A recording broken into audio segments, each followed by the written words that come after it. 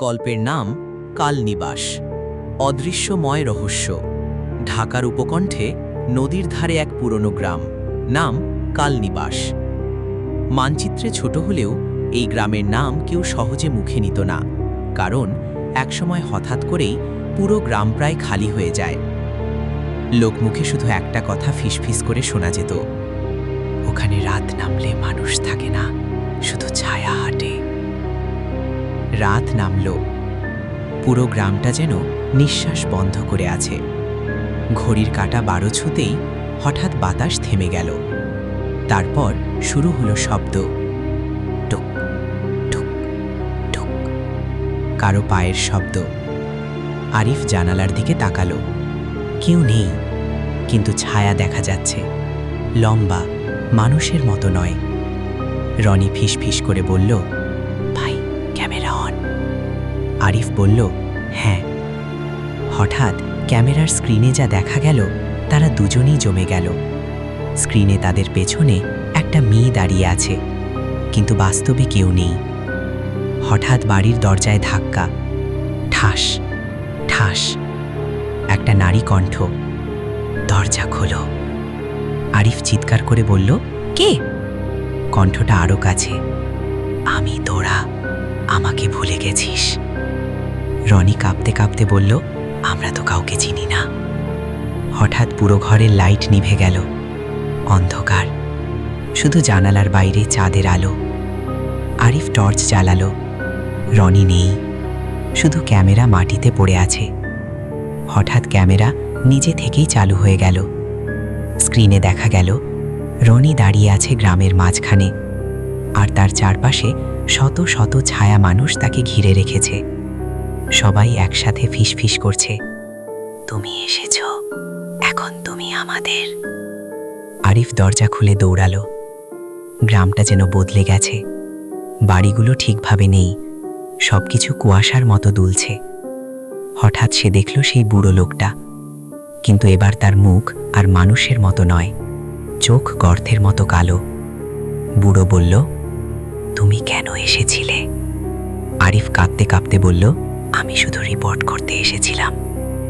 বুড়ো হাসল, এখানে যারা আসে তারা আর ফিরে যায় না।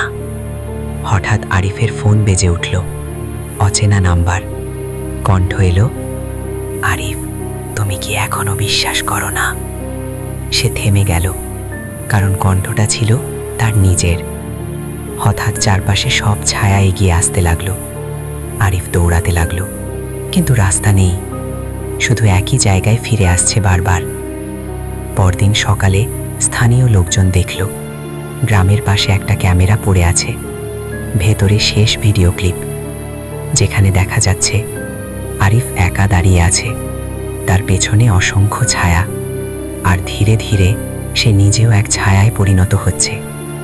ভিডিও শেষ হয় একটা ফিসফিসে শব্দে, কালনিবাস কখনো খালি ছিল না, শুধু নতুন অতিথির অপেক্ষায় ছিল।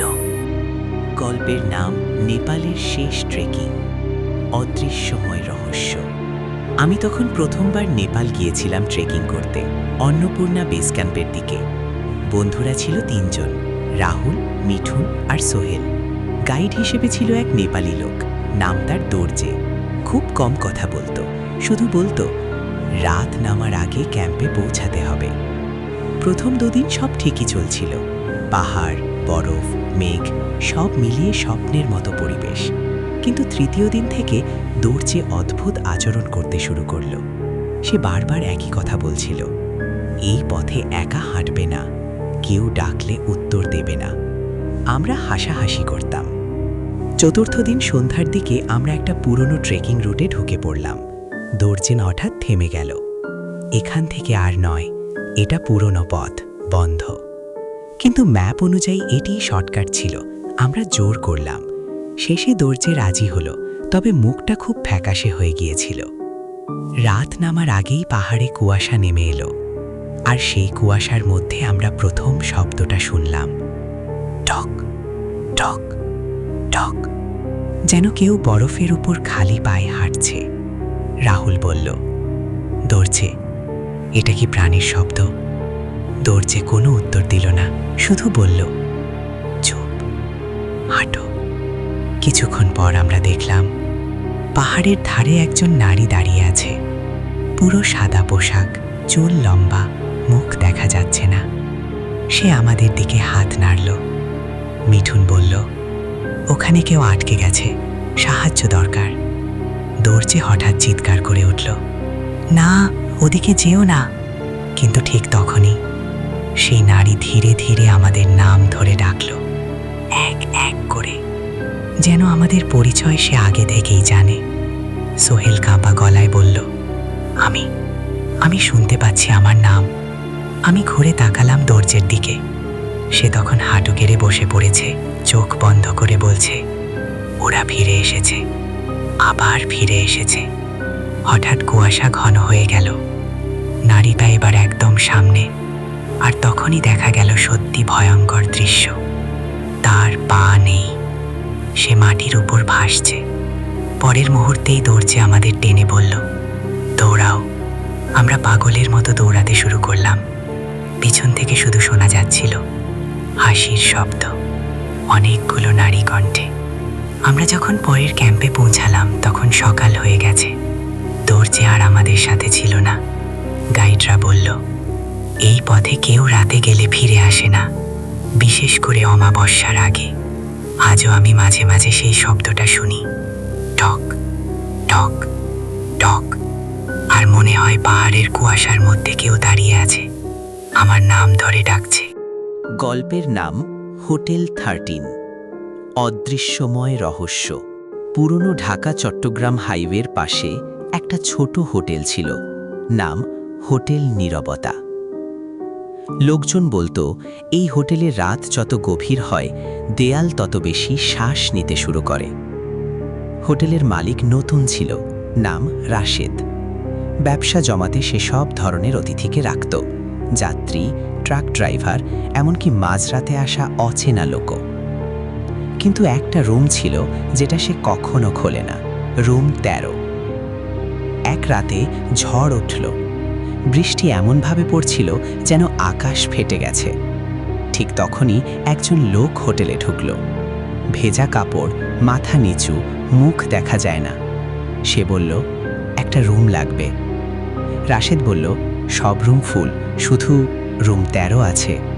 লোকটা একটু চুপ করে থেকে বলল, ওটাই দিন। রাশেদের গা ছমছম করে উঠল, তবু টাকা দেখে সে চাবি দিয়ে দিল।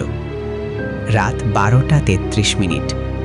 হোটেলের করিডরে অদ্ভুত শব্দ শুরু হলো, টক টক টক, যেন কারোর খালি পা মেঝেতে হাঁটছে। রাশেদ সিসিটিভি মনিটর দেখল, রুম 13-র সামনে দাঁড়িয়ে আছে সেই লোক, কিন্তু সমস্যা হলো তার কোনো ছায়া নেই। ভোর 3টের দিকে হঠাৎ রিসেপশনের ফোন বেজে উঠল। ক্র্যাক করা কণ্ঠে ভেতর থেকে বলা হলো, আর একটা চাবি দাও, দরজা খুলছে না। রাশেদ কাঁপা হাতে উত্তর দিল, কোন দরজা? ওপাশ থেকে ফিসফিস করে আওয়াজ এলো, রুম 13-র ভেতরের দরজা। রাশেদ সাহস করে করিডরে গেল। রুম 13-র দরজা খোলা। ভেতরে আলো নেই, শুধু একটা বিছানা আর তার উপর একটা ভেজা জামা। কিন্তু সবচেয়ে ভয়ঙ্কর ব্যাপার, দেয়ালে লেখা, লাল রঙে না, রক্তের মতো কালো দাগে, এখান থেকে যে যায় সে হোটেলেই থেকে যায়। হঠাৎ দরজা থাম করে বন্ধ হয়ে গেল, লাইট চলে গেল। অন্ধকারে শুধু একটা শব্দ শোনা গেল, শ্বাস ধীরে ধীরে ভারী হয়ে আসছে। আর তারপর কান থেকে খুব কাছে কেউ ফিসফিস করে বলল, তুমি এখন নতুন রিসেপশনিস্ট। পরদিন সকালে হোটেল খোলা হলো। নতুন রিসেপশনিস্ট বসে আছে কাউন্টারে, মুখ নিচু, ভেজা চুল, কোনো কথা বলে না। হোটেলের সাইনবোর্ডে নতুন করে লেখা হলো, হোটেল নীরবতা, রুম 13 সব সময় খালি থাকে। কিন্তু কেউ খেয়াল করল না। রাত নামলেই সেই রিসেপশনিস্ট ধীরে ধীরে করিডোরের দিকে তাকিয়ে হাসে, যেন সে কাউকে অপেক্ষা করছে।